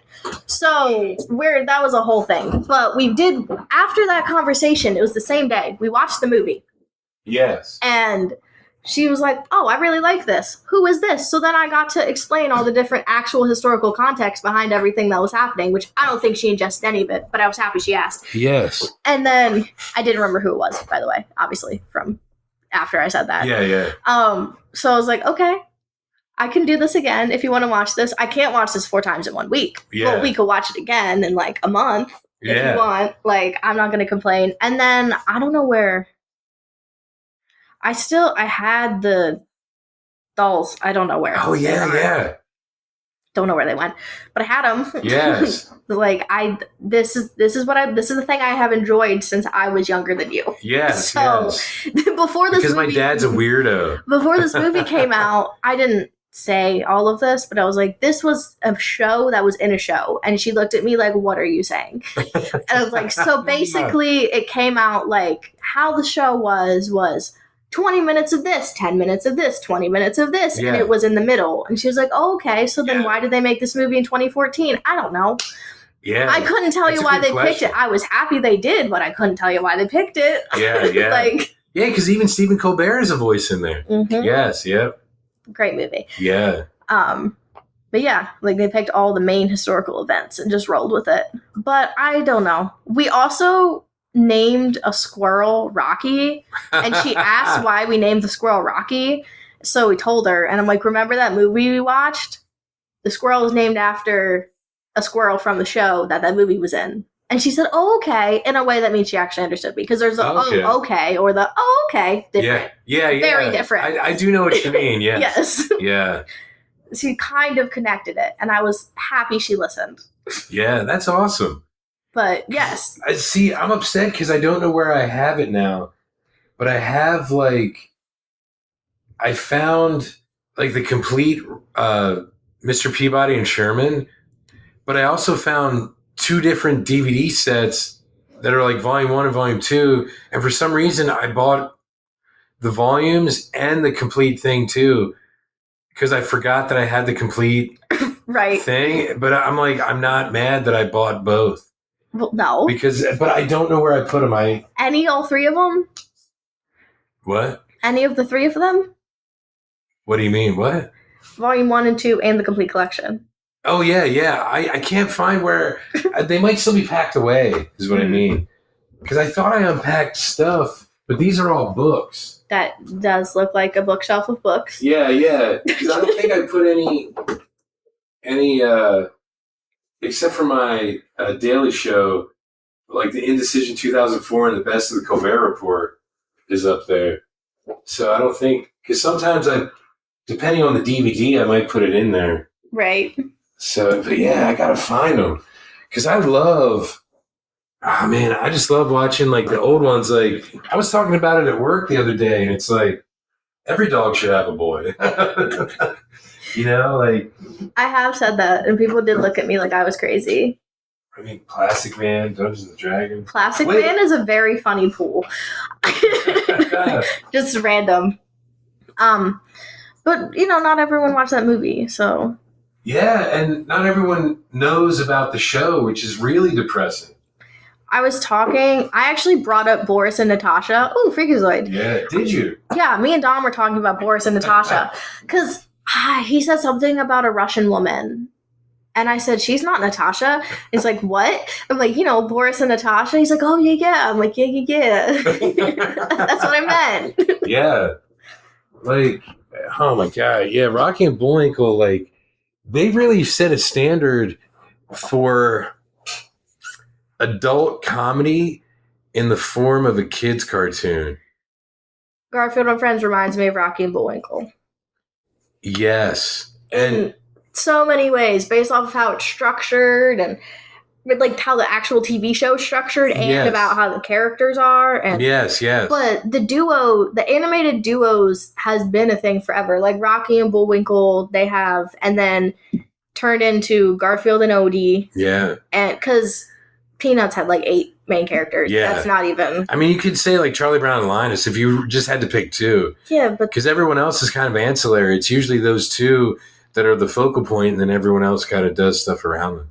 Because even that Charlie Brown I brought up, like in the last one, like Linus befriends this girl who gets cancer, so it's he and Charlie Brown like talking about this girl and what's going on with her. Okay. Yeah, so you are correct is all I'm saying. And then what? In more modern show, well, there was Ren and Stimpy. And Cat Dog. Cow and Chicken. That too. Yeah. Stuff like that. Billy and Mandy. Yep. Even Dexter's Lab, it was Dexter and Dee Dee, his sister. Right? If you think about it. Yeah, it was. Yeah. So. But most TV shows have a duo. And then what? No, that was just a bunch of characters. I was going to mention Foster's, but he literally he doesn't have, it's just him and then random imaginary friends. Well, no, it was really Blue and the kid whose name I can't think of. Yes, the human. Yeah. Yeah. The human. And then the basketball player who reminds me of... Wilt. Yes, who reminds me of Kareem Abdul-Jabbar. Yeah. I don't know why he does, but that's who I've always thought of. Because you love the movie Airplane. I've never seen that. You've never seen Airplane? No. I have failed you. But, like, I don't know why. I don't even know when I learned he existed. That's who he's always reminded me of. And then, what? Adventure Time. I don't know their names, but that's a duo. And, like, regular. Mac. I was never going to remember that. Me either. Yes. You would think he was on It's Always Sunny or something. Yeah, Mac. Yes. He has like the most emo haircut you've ever seen. Yes, before emo was a thing. He had like Bieber hair before Bieber had Bieber hair. Yes, he did. He did, yeah. So funny. Yeah. He just needed a haircut really bad. Or a style. He didn't even need a haircut. He just needed to learn how to style it. Yeah. One or the other. I wish that like Blue was like the most like the easiest like concept design ever, but it was brilliant. Mm-hmm. It was crazy. I'm sorry, go ahead. I was just trying to think of shows. Regular Show is a good one. Oh, yeah. It's Mordecai and Rigby. Everything else happens around them, but it's just them two. But I think since Rocky and Bullwinkle, really animated-wise, is when they did that. When they picked a duo and then rolled with the duo. Yeah, because you could have, like, Rocky and Bullwinkle, like Garfield and Odie, have like different personalities. Mm-hmm. So obviously, real people have been doing it forever because you have Abbott and Costello and other duos. Martin and Lewis. You probably have vaudeville duos. Oh, yeah. Like, you never know, but like... That's where a lot of the older guys started. You know, like, some of them were like trios or quadrupelos, which is not... Quartets. It would be... Because think about the Marx Brothers. They started out as four brothers. Yeah, I don't know what I was thinking. But, you know, so you had like the Three Stooges. When they started out in vaudeville, they were with Ted Healy. So even though it's like Three Stooges, so it seems like, you know, just three, it was actually four when they started. And obviously the Marx Brothers were four also because they had Zeppo in with them. Mm-hmm. So, and then they went down to a trio, as did the Three Stooges. But they all started in vaudeville. And there were like comedy acts like... Burns and Allen started together. George Burns and Gracie Allen. I know those names individually. Yeah. Yes, okay. Yeah. So they were married and they were a comedy team. Did you ever see Laugh-In? Rowan and Martin Laugh-In? Dan Rowan and Dick Martin. They started out as like a comedy duo. Bob and Ray were a comedy duo. I mean, Martin and Lewis, I think, were the most popular and most famous because they were like the Beatles of comedy duos. It's crazy how popular they were for like exactly 10 years. And then they broke up. Because I think they did their last show on the 10th anniversary of when they did their first show. That was probably planned then. Probably, yeah. And then they broke up, but they were like enormously famous. Like they were making an obscene amount of money every week in the 40s when that amount of money, like I want to say they were probably making 250 to like 750 grand a week in like the 40s. Yeah, I know. If you think about like the exchange rate. Also just that amount now. Yeah, that amount now is insane. But back then it's like, that's why Jerry Lewis was like so popular and then able to kind of like dictate what he wanted to do with his career and become a director. Right. Like I said, and all that stuff. Since halfway through that documentary, he's just been a director. Yeah. I know he acts, obviously, because I've seen movies he's in. I just forget he acts. Well, because he innovated so many things in directing and influenced so many directors who have been like some of the greatest directors of all time, like Spielberg, Scorsese, Coppola, all Lucas. The American directors. Yeah. Pretty much American directors owe a great debt to Jerry Lewis because he taught a class on how to do it and how to do the craft. And Spike Lee. And Spike Lee, because Spike Lee was a student of his students. You know what I mean? So even indirectly, that's just saying he grandfathered him. Yeah, well, kind of. You know what I mean? Like, it's the same thing, though. Like, because you're going to admire this person's work, even though like a lot of people might not find him funny, even though he is hilarious. They have to at least see like he is objectively funny, but not everyone likes the same comedy. Yeah, but like his influence is more than just comedy, and that's the insane thing about Jerry Lewis. No matter what you think about his ego and whatever, he earned it. I was gonna say obviously it bothers me, but it bothers me much less whenever people have earned it than whenever people just feel it. Yeah, a lot of people haven't earned it to have it. Yeah. There's many people, and I won't name any names like Donald Trump, who haven't earned the ego that they have. But Jerry Lewis has earned his ego because he is one of the last like vaudeville performers because his parents were vaudeville comedians and he grew up in vaudeville like towards the end of it. And that's where he started. And one of the best vaudeville comedians probably of all time, Buster Keaton, who started with his parents. Driving a car as a trio. Is insane. I don't know what else to say. Yeah, being able to afford it. Yeah, but also driving. and think about it, like he and his parents, when they were working, they were getting like $250 a week a piece.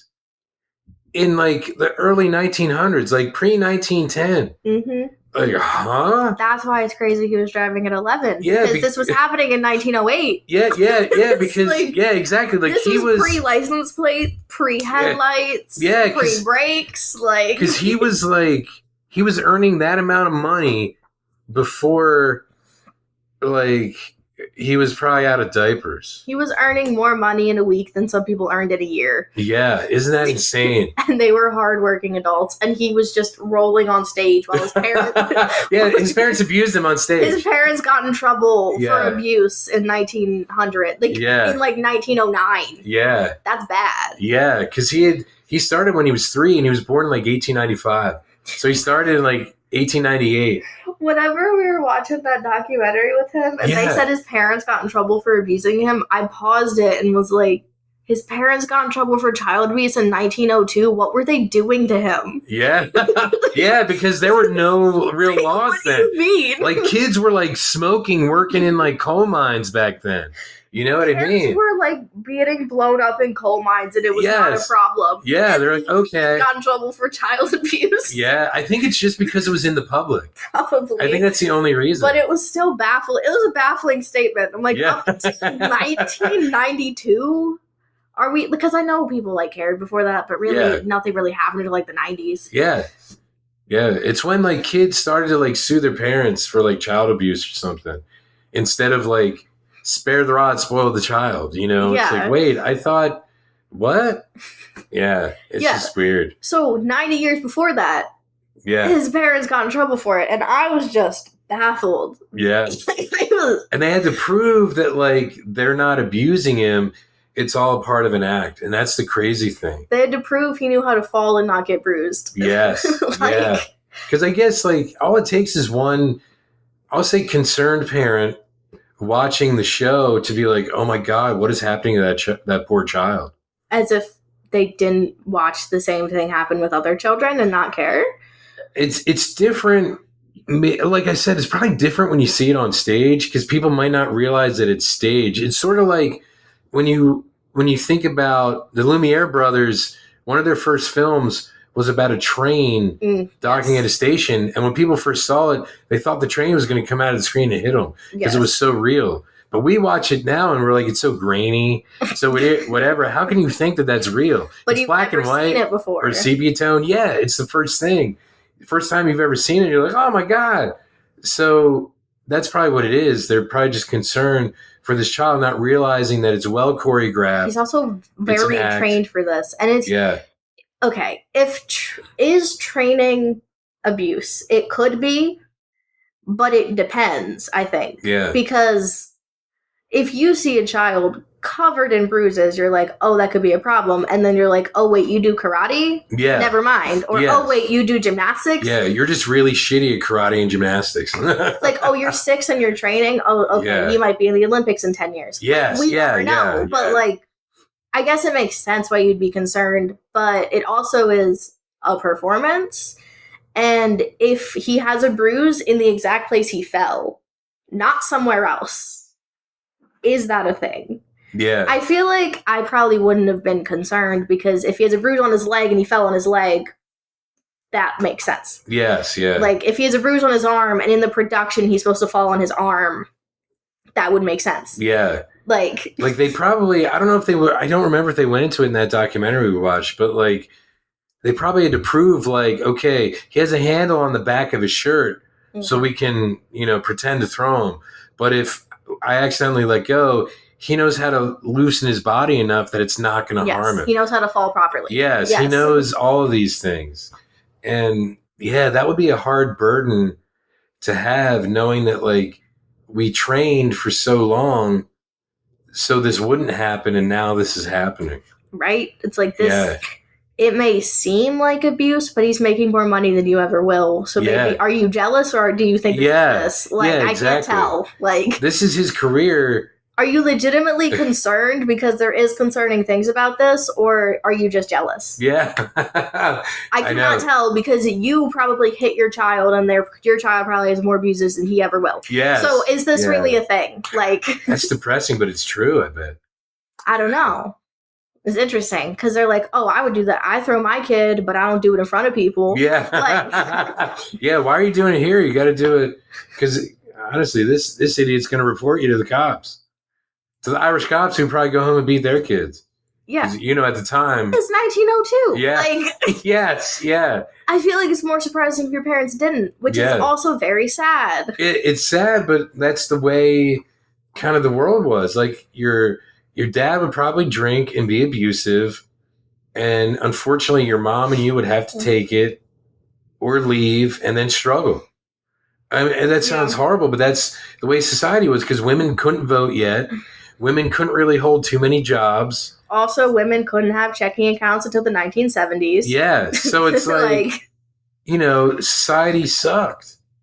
Yeah. So, yeah. But so the fact that his mom made that much money too is kind of remarkable. Like, it's remarkable thinking that a child was making that much money at the time for their talent.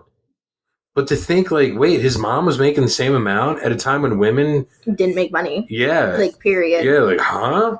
Well, some women made money. Yeah, like, you have, like, Madam C.J. Walker, who was, like, the first, brown millionaire in the United States. Mm-hmm. But she had to bust her ass doing hair care products. Mm-hmm. So, it's like they had to make almost like a niche outlet for themselves to be able to do that. Yes, you could not just make money making money. Yeah, it didn't just fall into their laps. So. No, we had to work for it. Yeah. But duo started there. Yes, anyway, wow, that was a long tangent, yeah, but that's fine. That's yes, okay. Most comedy duos, the idea of them started well before animation. But animation-wise, it started mostly, I would think, with Batman and Robin. But, like... anthropomorphic wise. Yes. Rocky and Bullwinkle. I think you're right. Yes. Because you had, like, okay, let's look at, like, Tom and Jerry, like 1940. But they act like animals. Yeah, they do act like animals. And I'm thinking, like, by the time 57 came, when Hanna-Barbera went to TV animation, they did Rough and Ready, which were two dogs, and Yogi Bear. I'm thinking of, like, contemporaries of Rocky and Bullwinkle. Mm-hmm. So they were starting to do that, and they were funny, but they still had the sensibility of, like, the Tom and Jerry or the Looney Tunes, whereas Rocky and Bullwinkle was a totally new idea and a new concept of how jokes could be put into the writing of a kid show, like adult jokes. Also, they did adult jokes and physical comedy. Yeah. Which a lot of them just picked one. Yes. And I think it's cool they did both, because most of the aspects of a comedy duo that I enjoy are both of them, because you could do some stupid thing, like the very famous, very old baseball sketch. It's both. Oh yeah, who's on first? Yes. It's physical and it's also wordplay. Yes. Like, you can do both, and most people don't do both. Yeah. And they started doing both with those animals. And then the next thing I could think of that really did both, that was in the same, pretty much the exact same context, is Garfield and Friends. Yeah. I just found this the other day on sale at Barnes & Noble. It's a book, The History of Sketch Comedy, speaking of sketch comedy that I just mentioned. Yes. By Keegan-Michael Key and his wife, Elle Key. Elle Key. And it's pretty good. And they mention, like, who's on first, and they talk about, like, why that's great and why it's still a classic, like, 80 plus years later. They talk about, like, Mr. Show. They talk about, like, everything. Monty Python. They talk about Beyond the Fringe, which introduced the world to Dudley Moore and Peter Cook. And they talk about what. It's just a really great book. It is the first picture. Yes, it is the first picture. Yes. Wow. Yeah, see, that's what made me think of it. I was like, wait, I just saw this the other day. Oh, yeah, I was looking at this book. It was actually mentioned in a podcast I was listening to. Oh. It was one of Josh Johnson's podcasts, and he brought it up, and he was like, yeah, my younger listeners probably don't know what this is. Funny enough, I watched it in a college class. Wow. It was a college business class. Don't ask me why we watched it. I don't remember the context. Wow. But it was just funny. He's like, anyone under 30 probably doesn't know what this is, which he's probably not wrong. Yeah, I mean, he's 35, but he looks 12.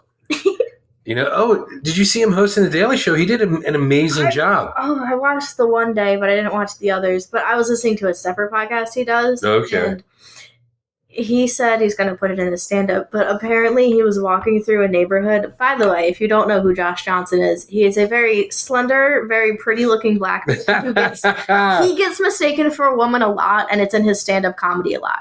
But he hosted The Daily Show. He's hosting Tuesday through Thursday, right? Or he did once. He did. They still rotate week to week. And I think I read that they're off for 5 weeks now. Yes. They're off.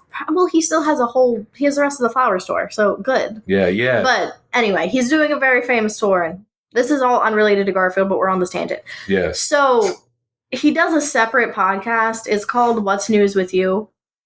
Also a plug. It's him and Ashley Gavin, who's a pretty famous gay comedian. Okay.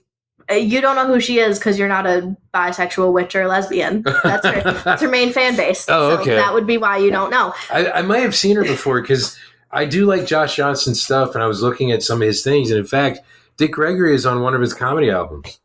That would actually make sense. Yeah. But he did this episode. This is the newest episode where he was walking through a black neighborhood, and someone said that he looked like a Fed. A Fed? A Fed. And he was talking to someone else, and they're like, no, you look like an informant. He said, I would have been less offended if they said informant. But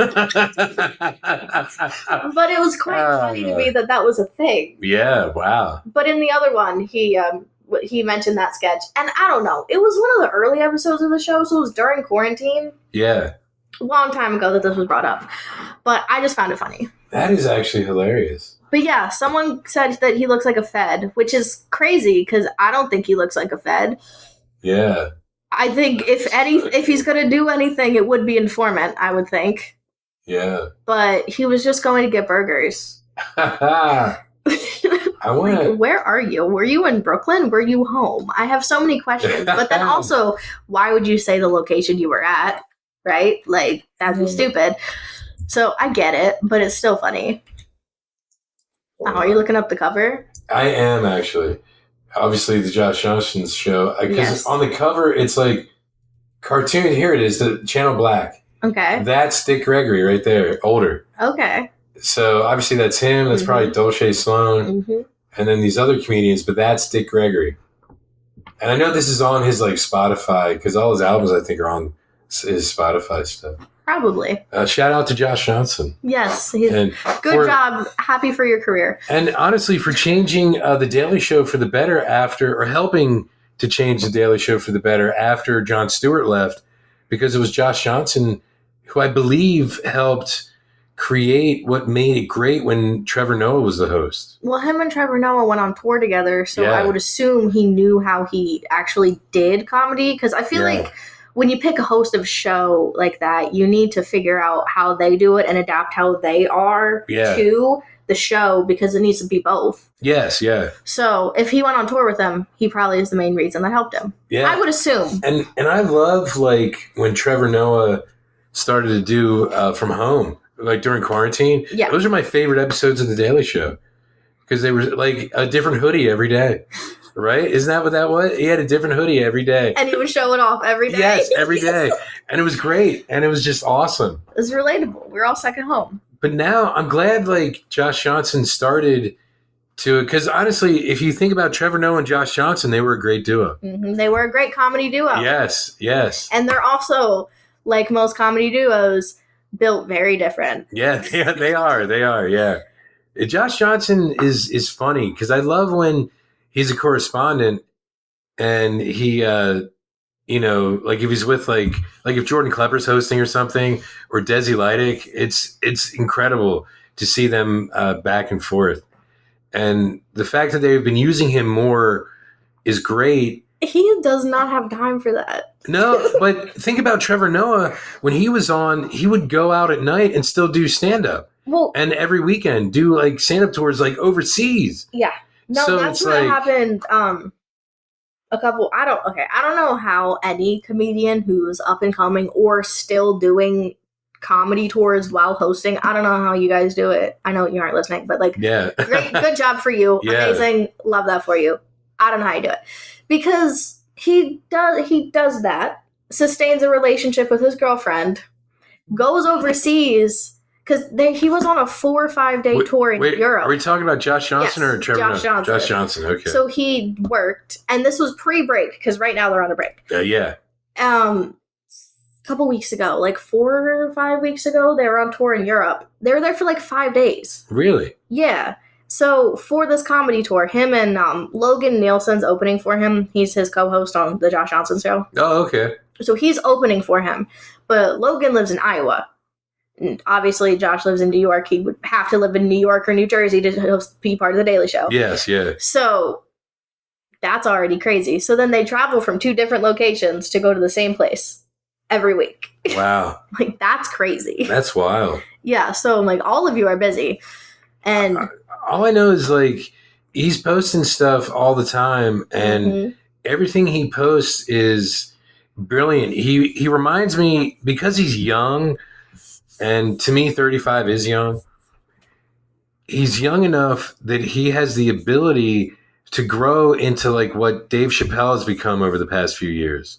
Because I see a lot of that influence in his comedy where he can hold an audience's attention for a long time telling a story that has a really great payoff. And I love how that kind of came out of the alternative comedy scene of like the early to mid 90s, where like Mr. Show with Bob and David came out of, because that's like David Cross's thing.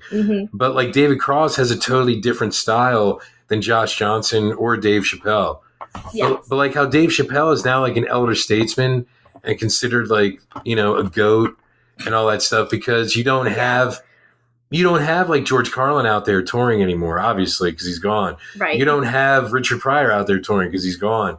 So you have these elder statesmen like Louis C.K. No matter what, you know, Me Too thing may have happened, it doesn't change the fact that like his comedy was great.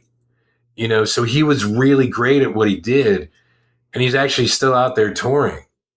I didn't know that. Oh yeah, he never stopped touring. Okay. Yeah, and his comedy hasn't changed because Louis C.K. has always been funny and always been like able to elicit humor from like terrible situations, including his own, after his own situation became terrible.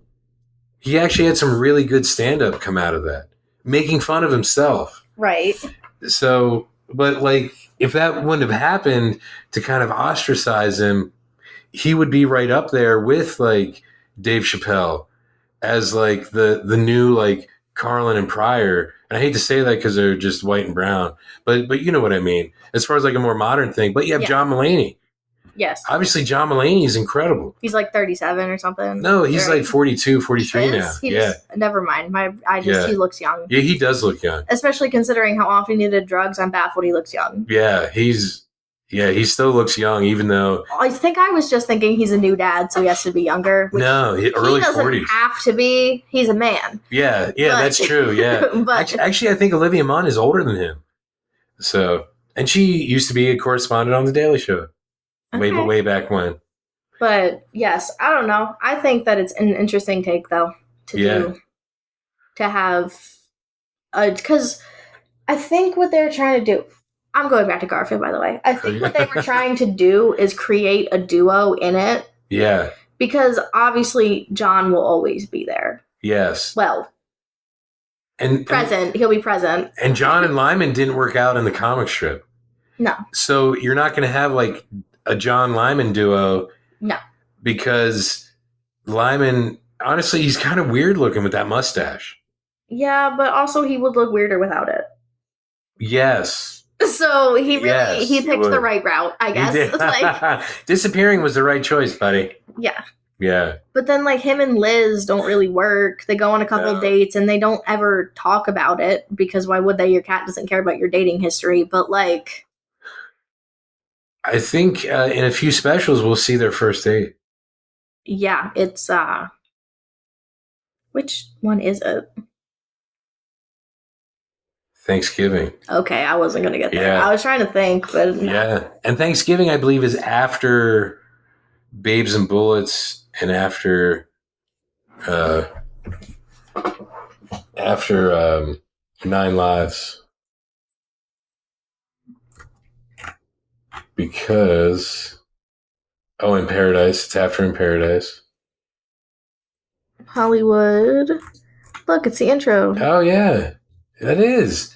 And then Garfield Christmas. And then Happy Birthday. What? Oh, that's just a special hour. Okay. Yeah. So I think it's more like a documentary. 9 Lives. Yeah, his 9 Lives. And then that would have been Garfield's 10th birthday. Babes and Bullets. And then Thanksgiving. Thanksgiving. Okay, yes. Thanksgiving was November 89. 22nd, 89. So it's the same year as Babes and Bullets. Okay. Wow. So yeah, so that I think that's the first time they show them actually out on a date. I feel like they just go on a bunch of first dates. They don't ever go past a first date. So it's like 50 first dates. That's where they got the idea for that movie. Probably. But picking a duo out of a trio, they picked the right duo. Yes, I agree. And moving forward, it would be interesting to see how much more Odie and Garfield evolve as a duo. I know in Garfield and Friends, definitely. Right. But I mean in the specials, separate. Since Jim Davis wrote all these specials. He probably did. He had a hand in that for sure. Oh, yeah, I'm sure. I'm sure it's because, a lot of times you have a team at that point. So I'm sure it's all brainstorming and coming together and bouncing ideas off of each other. So since he wrote all these, it would be interesting to separate them. Because the one where they're definitely not a duo would be Babes and Bullets. Yes. That's Garfield solo. Also 9 Lives, right? Yeah, 9 Lives. But that's more they're almost like history lessons because Babes and Bullets is more like noir. And then there's a female cat right? Or is she human? She's human. She is human. Yeah. Her name is Kitty, though, I think. Yeah. Doesn't she push her husband down the stairs to kill him? No. Kitty is the secretary. Yeah. I forget. It's not Maudie O'Purr. That's the old woman. Maudie O'Purr. Because everyone has a cat name. Yeah. I was thinking. Yeah. Well, when we get there, I know there's a car accident. Yes. Yeah. Because it's the professor. When she marries him, is there a scene where she does that because she wants his money, but then she doesn't and she causes the car accident? Is that what I'm thinking? No, what you're thinking is when Garfield is when Sam Spade. Oh, he's like, of course, it all makes sense now. Yes, yes. So it did happen in the special. It did happen. Okay, yes. Cool. Yes, it did happen because he has a couple different times when he says that. Yes. Because he's like, of course, it all makes sense now. And he's like, well, how old is this woman? And she's like, and he's like 93, and he's like, oh, no, never mind. Yeah, it's like, oh, right. Yes, I do remember that now. Yeah. See, I just remembered that scene because I found it funny. Because the one dude is Professor O'Felix, so that's also a cat name because Felix the cat is the first cat cartoon character. So there's a lot of references to older things that influenced it. So yeah, that episode's going to be long. Yeah, it might even be longer than this one, and this one kind of went off the rails a little bit, but it's okay. It's fine. Yeah. The tangents were related enough. Yeah, and it is a good way to look at it because you're absolutely right that this is the first time really that they became a comedy duo. Mm-hmm. And it's kind of incredible to see how poignant that is. Because of what came before, this is the next one. Yes. Okay. Because of what came before, it is interesting to see that and to see what influenced them to do it and how it worked. And you're right. I got to go back and watch some Rocky and Bullwinkle. I think at least just Mr. Peabody and Sherman. Like I said, the structure of the show. Yeah. Period. And then also how they are. Yeah. But they don't have a mortal enemy all the time. Yeah, that's true. They don't have a Boris and Natasha. Yeah, going Moose and Squirrel. But they do have Pinky the Clown. Mm-hmm. And then they also have Normal. John. And John, yeah. Normal and Penelope, is that her name? I think, yeah, his girlfriend at one point, yes. Yep. And there's a few other people who try to get in the way of them. Yeah. Even if they're not evil, trying to take over the world or whatever, they're still trying to get in the middle of them, and that's kind of the point. Yeah, and Floyd the mouse every once in a while. Mm-hmm. Yeah. But I think Floyd's just there. Yeah, he just wants to be a paid actor. I think he's just present. Yeah. Floyd reminds me of the mouse from the Aristocats Mm. in a lot of ways. Yeah. Maybe that's on purpose. Probably. Yeah. It's just another mouse friend with cat thing. Yeah. He steals his food, but he lets him. Yeah. That's interesting. Well, he's not a mouser. Yeah, he's not going to kill a mouse, I guess. And love how they said that early. Yeah, they did. Early. The second one. They said, let me get this straight with you right now. Yeah, he will never, ever. No, he's not going to be a mouser. No. He's not going to eat a mouse. It's not going to help you. Yeah, not at all. Oh my God. Yeah. So, all right. Next time it's Garfield in Paradise. Yes. Wow. That was a long one, but a good one. 2 hours. Yes.